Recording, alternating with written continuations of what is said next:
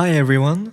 So I can't really speak English, but I try. Anyway, here's the template that I use to record and metal demos. I'm using Getgood drums, modern and massive.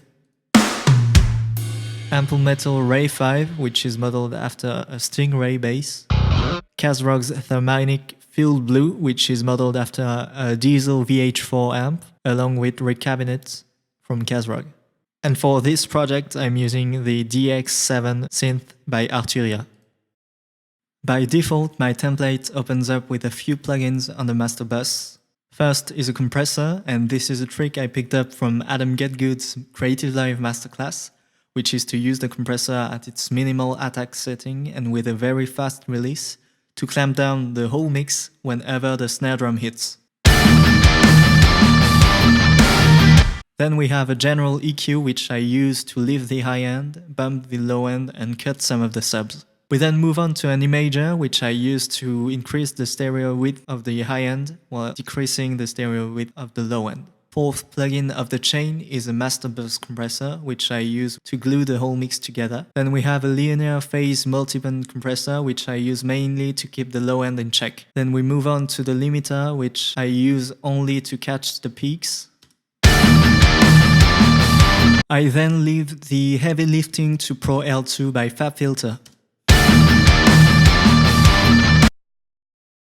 Let's start with drums. I'm using GGD Modern and Massive, the Vinnie Paul snare, the Guru Paduk toms, the Yamaha Recording Custom kick, default cymbals except for the hi-hats. I then route all the drums in Kontakt and sum all the cymbals in one channel. And I'm using the turbo in Modern and Massive as it speeds up the mixing stage.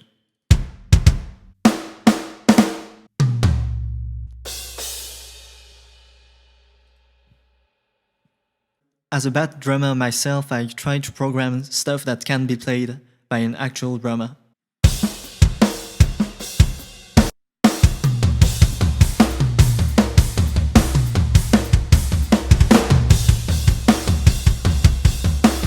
And you'll see on the piano roll that I actually played some of these parts on an electronic drum kit in order to get a more natural result.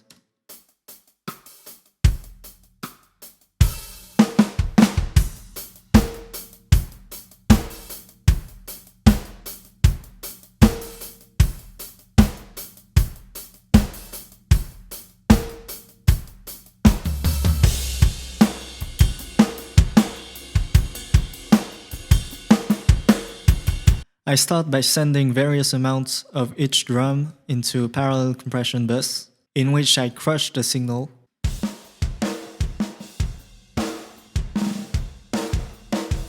I then blend that crushed signal with the dry signal to get a fuller sound.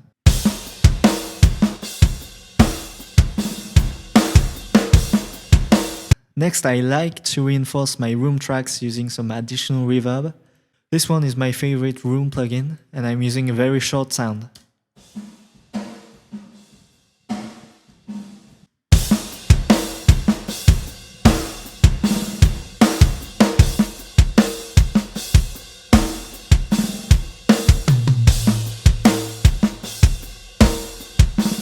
For the kick drum, I'm filtering out the extreme low and high end, then boosting using a high shelf starting from 1.5K.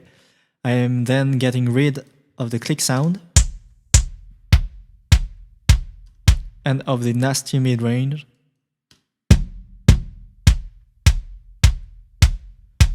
And I finish by taming some of the sub information.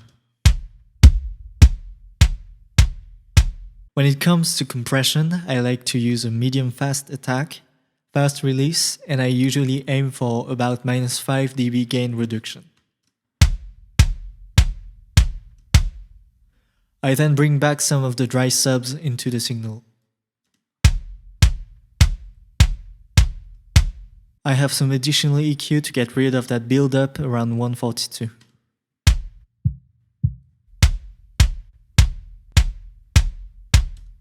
And last, I use Logic's stock overdrive to chop off the transients. For the snare drum, I like to start by notching out the ringing frequencies, and I then copy this EQ to the overhead track and the room tracks. I then move on to EQing the snare drum and follow the same process as with the kick drum.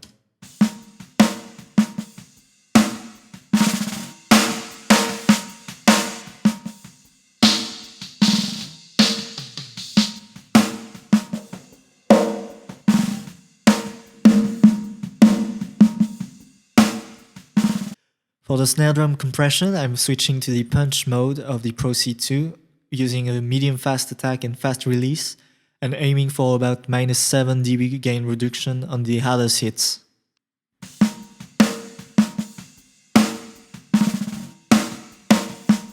Then I put some additional EQ to make the snare drum fit better into the mix.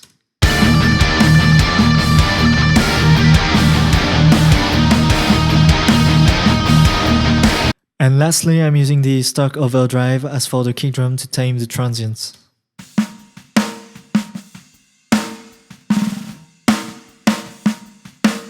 Moving on to the overheads, I'm using the same notching pattern as for the snare drum, with 2 additional notches, which help me get rid of the hissing frequencies in some of the crashes.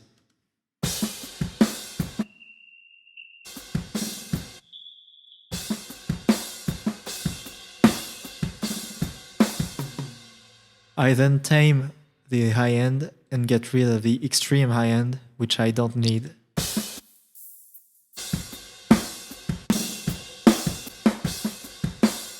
With this second stage of EQ, I'm EQing out the low end and extreme high end, and further carving out the harsh frequencies.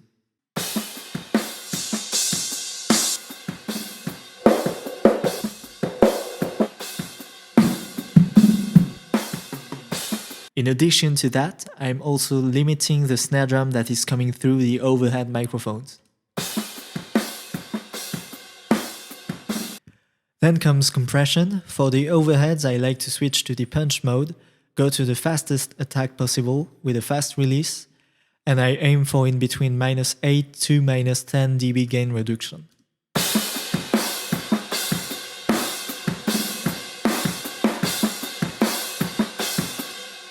Then I try to blend back some of the dry signal for a more natural result.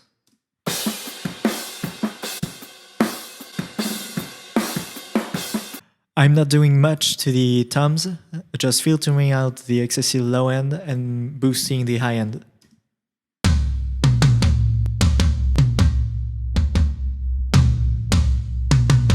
Then I like to limit my toms to prevent them from poking out in the mix.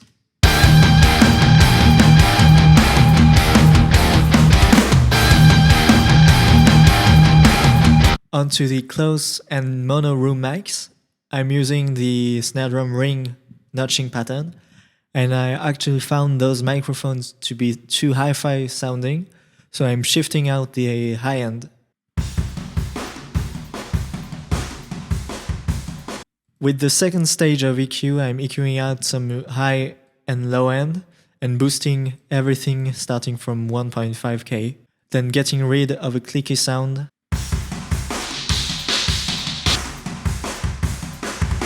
and further controlling the low end.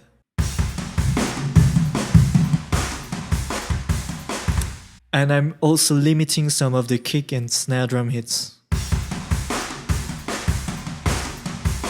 As for compression, I switch to the punch mode with the fastest attack possible and a medium to fast release, and I'm using this compression to duck the room mics whenever the snare drum hits.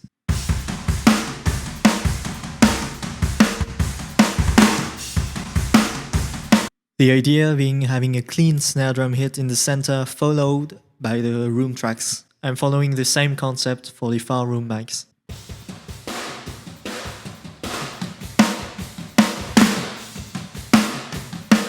By this point I'm satisfied with the drum mix and I'm putting the finishing touches on the drum bus itself, starting with the preamp simulation.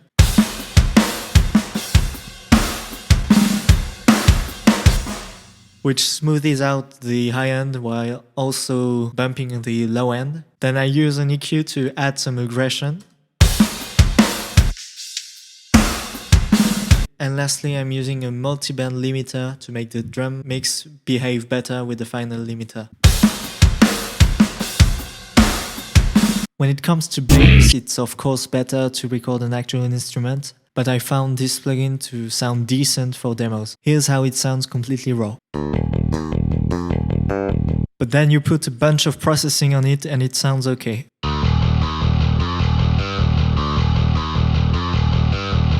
The very last plugin in my chain might be my favorite. It's Track Spacer by Waves Factory.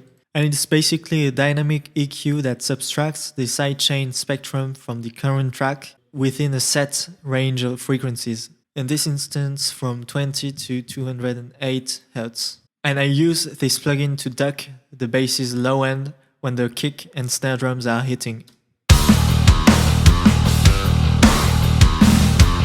thus preventing any kind of build-up.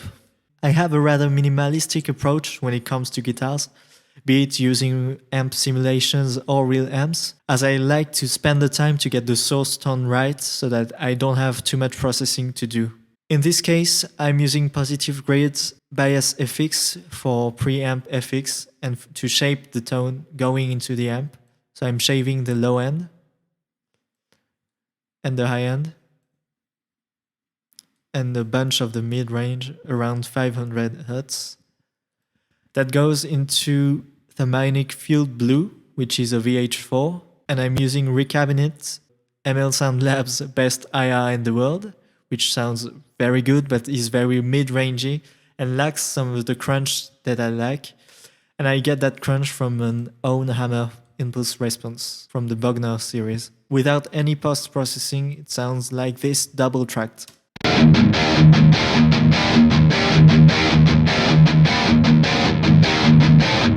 On the guitar bus, I start with an EQ, in which I filter the low and high end, and then I start notching out some whistling frequencies from 2K upwards.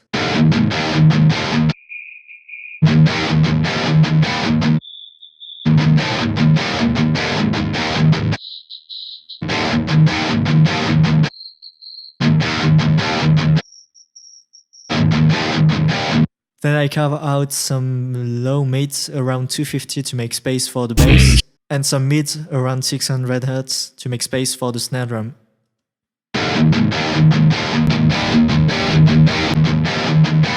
What I lose in stereo image using an EQ, I gain back with the multiband compressor, with which I compress the low end, but by unlinking the stereo channels.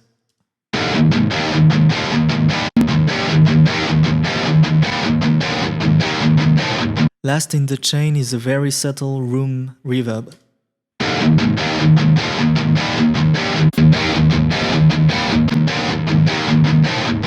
I used a very cute patch from the DX7 to highlight the melody that is played by the main lead guitar, which sounds like this.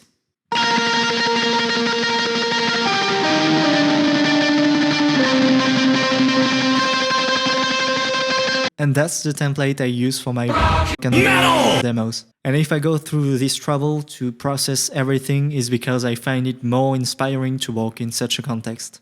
Thanks for watching. Please drop any questions or remarks in the comment sections.